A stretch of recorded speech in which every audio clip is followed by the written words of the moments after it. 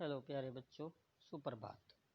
तो आज मैं कक्षा 7 को हिंदी में पाठ 6 के प्रश्न उत्तर कराऊंगा। इसके पाठ पढ़ा दिया, शब्दार्थ हो गए, कठिन शब्द, और अब इसके प्रश्न उत्तर, उसके बाद इसका अभ्यास कार्य।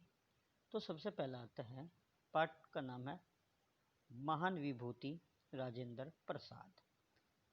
मौखिक प्रश्न आते हैं। सबसे पहले, देश के प्रथम राष्ट्रपति कौन थे? क्या प्रश्न? देश के प्रथम राष्ट्रपति कौन थे? तो उत्तर है डॉक्टर राजेंद्र प्रसाद। कौन? डॉक्टर राजेंद्र प्रसाद। प्रश्न नंबर 6, राजेंद्र बाबू के माता पिता का वो नाम बताइए। राजेंद्र बाबू के माता पिता का नाम बताइए। उत्तर, माता कमलेश्वरी देवी व पिता महादेव सहाय। क्या नाम था इनके पिता का? माता कमलेश देवी और पिता महादेव सहाय। नंबर 11, राजेंद्र प्रसाद जी ने किस आयु से मदरसा जाना प्रारंभ कर दिया? यानी किस समय, किस आयु में पढ़ाई शुरू की थी? उत्तर, 5 वर्ष की आयु में। कितनी में? 5 वर्ष की आयु में। इसके बाद प्रश्न आता है, राजेंद्र बाबू ने वर्ष 1914 में सामाजिक कल्याण का कौन सा महत्वपूर्ण कार्य किया था? यानी राजेंद्र बाबू ने वर्ष 1914 में सामाजिक कल्याण का कौन सा महत्वपूर्ण कार्य किया था? उत्तर, बिहार के बाढ़ग्रस्त लोगों में भोजन व कपड़ा बांटा था। क्या? बिहार के बाढ़ग्रस्त लोगों में भोजन व कपड़ा बांटा। अब आते हैं इसके बाद लिखित प्रश्न, लघु उत्तरीय प्रश्न भी कहते हैं इनको। ये लिखित प्रश्न होते हैं, लिखित उत्तरीय। इनका उत्तर 1 या 2 लाइन में देना होता है, और मौखिक प्रश्न का उत्तर तो 1 या 2 शब्दों में ही देना होता है। तो लिखित उत्तरीय प्रश्न या लघु उत्तरीय प्रश्न, राजेंद्र प्रसाद का जन्म कब और कहाँ हुआ? राजेंद्र प्रसाद का जन्म कब और कहाँ हुआ? उत्तर, राजेंद्र प्रसाद का जन्म 3 दिसंबर 1884 को बिहार के एक छोटे से गांव जीरादेई में हुआ था। राजेंद्र प्रसाद का जन्म 3 दिसंबर 1884 में बिहार के एक छोटे से गांव जीरादेवी में हुआ था। प्रश्न नंबर ख, राजेंद्र बाबू के पिता गरीबों के लिए क्या करते थे? प्रश्न है, राजेंद्र बाबू के पिता गरीबों के लिए क्या करते थे? उत्तर, राजेंद्र बाबू के पिता गरीबों का उचित इलाज करते थे तथा उन्हें मुफ्त दवा भी दिया करते थे। राजेंद्र बाबू के जो पिता थे एक हकीम थे, वैद्य थे। वे गरीबों का इलाज करते थे और उन्हें मुफ्त में ही दवा दिया करते थे। प्रश्न नंबर 11, किस प्रसिद्ध आंदोलन से उन्होंने स्वतंत्रता आंदोलन में भागीदारी प्रारंभ की? वह कौन सा आंदोलन था जिससे उन्होंने स्वतंत्रता आंदोलन में भाग लेना शुरू किया था? उत्तर, चंपारण आंदोलन से उन्होंने स्वतंत्रता आंदोलन में भागीदारी प्रारंभ कर दी थी। कौन से आंदोलन से? चंपारण आंदोलन से उन्होंने स्वतंत्रता आंदोलन में भागीदारी प्रारंभ की थी। किसने? राजेंद्र बाबू ने। प्रश्न नंबर 11, उन्हें कौन सी भाषाएं भली भांति आती थी?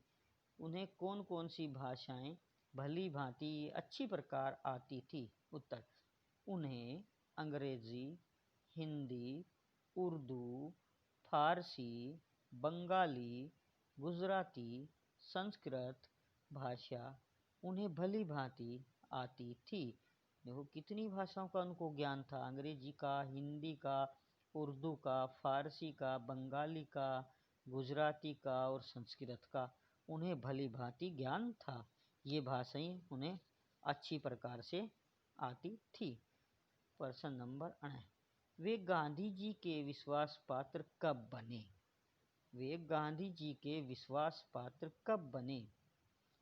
उत्तर, चंपारण आंदोलन में भाग लेकर वे वे कौन, राजेंद्र बाबू गांधी जी के विश्वास पात्र बन गए थे। वे चंपारण आंदोलन में भाग लेकर वे राजेंद्र बाबू यानी वे कौन, राजेंद्र बाबू गांधी जी के विश्वास पात्र बन गए थे। अब आते हैं हमारे दीर्घ उत्तरीय प्रश्न। यह भी मौखिक थे, फिर लघु हुए। मौखिक का उत्तर एक या दो शब्दों में, लघु का एक या दो लाइन में। अब विस्तृत उत्तरीय प्रश्न आते हैं, इनके उत्तर 3 या 4 लाइन में देने होते हैं, कुछ बड़े होते हैं। तो अब आते हैं दीर्घ उत्तरीय प्रश्न। दीर्घ उत्तरीय प्रश्न। पहला प्रश्न है, राजेंद्र बाबू की शिक्षा दीक्षा के विषय में सविस्तार लिखिए। यानी उनकी पढ़ाई लिखाई, शिक्षा दीक्षा क्या मिली, कहाँ से मिली, विस्तार से लिखना है। उत्तर, राजेंद्र बाबू की प्रारंभिक शिक्षा यानी पहली शिक्षा छपरा के जिला विद्यालय में हुई। उनकी उच्च शिक्षा कलकत्ता के प्रेसिडेंसी कॉलेज से तथा उसके बाद उन्होंने विधि में स्नातक की परीक्षा में स्वर्ण पदक प्राप्त किया और कानून में डॉक्टरेट की उपाधि प्राप्त की थी। क्या कहा इनकी शिक्षा दीक्षा के बारे में? राजेंद्र बाबू की जो प्रारंभिक शिक्षा थी, पहली जो शिक्षा थी शुरुआत की, वो छपरा के जिला विद्यालय में हुई। उनकी उच्च शिक्षा कलकत्ता के प्रेसिडेंसी कॉलेज से तथा उसके बाद उन्होंने विधि में स्नातक की परीक्षा में स्वर्ण पदक प्राप्त किया और कानून में डॉक्टरेट यानी डॉक्टर की उपाधि प्राप्त की थी। प्रश्न नंबर ख। राजेंद्र बाबू के माता पिता कैसे व्यक्ति थे?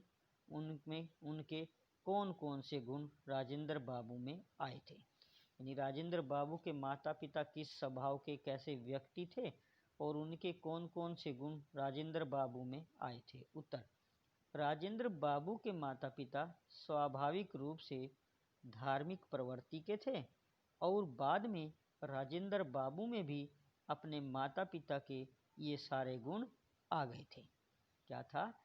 राजेंद्र बाबू के जो माता पिता थे वे धार्मिक प्रवृत्ति के थे, धर्म के प्रति ज़्यादा लगाव था और बाद में राजेंद्र बाबू में भी अपने माता पिता के सारे गुण आ गए थे, अर्थात राजेंद्र बाबू भी धार्मिक प्रवृत्ति के व्यक्ति बन गए थे।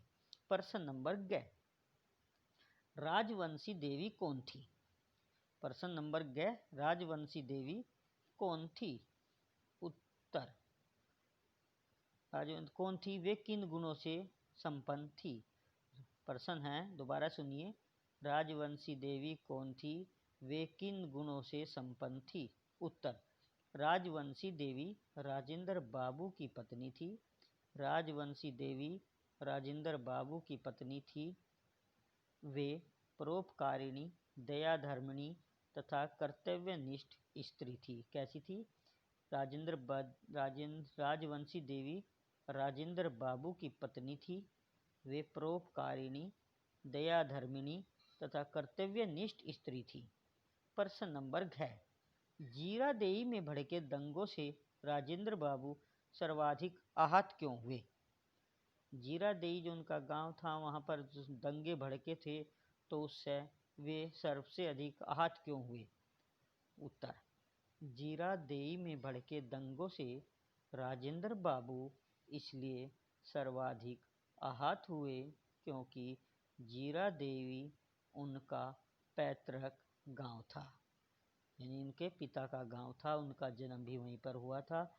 यानी जीरादेई जो था राजेंद्र बाबू का अपना गांव था, पैतृक गांव था तथा वहाँ हिंदू और मुसलमान दोनों समुदाय के लोग सभी त्योहार एक साथ मिलकर मनाते थे। तो वहाँ जब आपस में हिंदू और मुसलमानों में झगड़ा हुआ तो उस झगड़े से राजेंद्र बाबू बहुत ज़्यादा दुखी हुए थे। प्रश्न नंबर 8, विभाजन की विडंबना फसाद क्यों है? विवेचना कीजिए।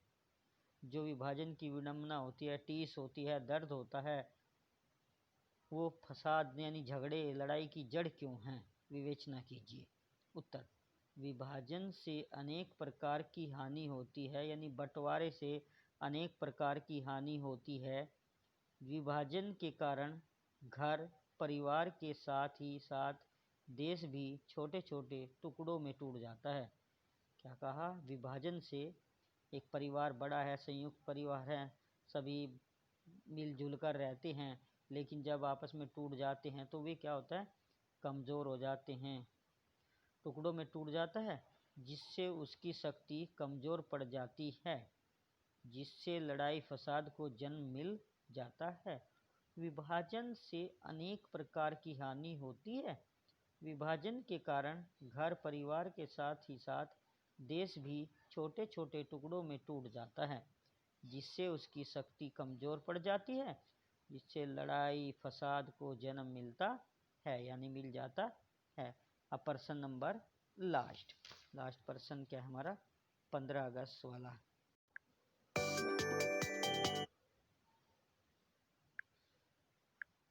अब प्रश्न नंबर हमारा जो है 6, प्रश्न नंबर 6। 15 अगस्त 1947 का दिन भारत का भाग्य विधाता कैसे बना? प्रश्न लिखा है कि 15 अगस्त 1947 का दिन भारत का भाग्य विधाता कैसे बना? उत्तर: 15 अगस्त 1947 का दिन भारत का भाग्य विधाता इसलिए बना क्योंकि इस दिन हमारे देश को अंग्रेजों की दास्ता से यानी गुलामी से मुक्ति मिली थी तथा भारत एक स्वतंत्र राज्य बना था। 15 अगस्त 1947 का दिन भारत का भाग्य विधाता क्यों बना भाई? एक बार फिर सुने।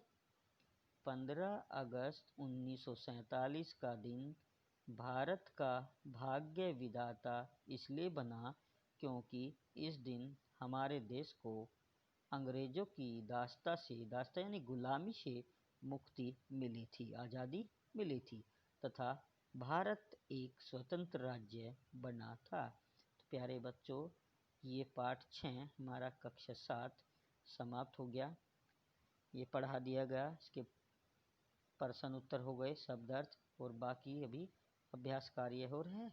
ये जो भी कार्य आपको दिया जाए उसको आप अपनी नोटबुक में रोज़ जिस दिन मिले उसी दिन उसको लिख लिया करें। कॉपी पर भी साफ साफ स्वच्छ लिखने का प्रयत्न करें और इसको साथ ही साथ याद भी करते रहें। तब तक के लिए बच्चों धन्यवाद।